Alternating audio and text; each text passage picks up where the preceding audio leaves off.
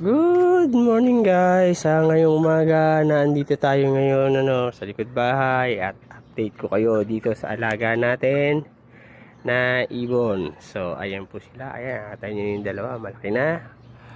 At eto po sila, mami at si daddy. Kanina po, nung nagpakain ako, sabi ko nga sa inyo,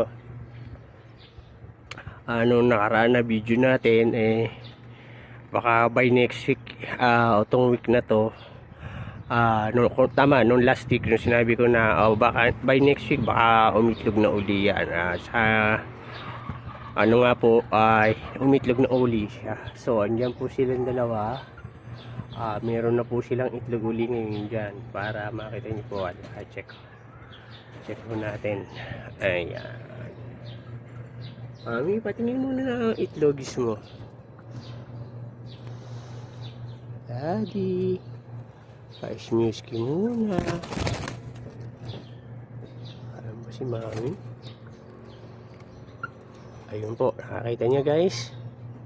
May itlog na naman po uli sila. So, sipag talaga tong ating breeder na to. Kaya nga sinabi ko, yung pinakaunang naging anak niya na pinagparis natin, naunahan na naman niya. Nakalimang itlog na't lahat-lahat, kahit isang beses hindi nagpisa. So yung pinalit natin yung isang kapatid na mas bata dun sa na lalaki. So yung matandang lalaki, ayun, sinama natin dito. Tignan natin kung magpapare sila. Yung bago na lalaki, pinaris natin dun sa siguro medyo matagal-tagal din yan. At least mga 1 month yan bago yan sila mag pares na dalawa. Para din kasi mga kalapati naman talagang ordinary yan. Kasi lahi naman talaga sila ng kalapati guys. Kung ano nyo, kaya nga tawag ringneck dove. Kaso sila yung mga wild na klase na sila. Yung nila, laki nila kasi yung pang sa mga wild lang natin nakikita. Pero domesticated pet na rin nga sila tawag, di ba? Yung pagka kasi nga naaalagaan na rin natin. So yun, sana makabuo na sila ron. Ito yun ang natin. So ito, sa malamang susunod na araw yan, magiging dalawa na yan. Kasi pagka mostly pagka ng itlog, marang itlog ngayon, every other day, the other day na uli sila mangingitlog. So ayan, sana tuloy-tuloy sila.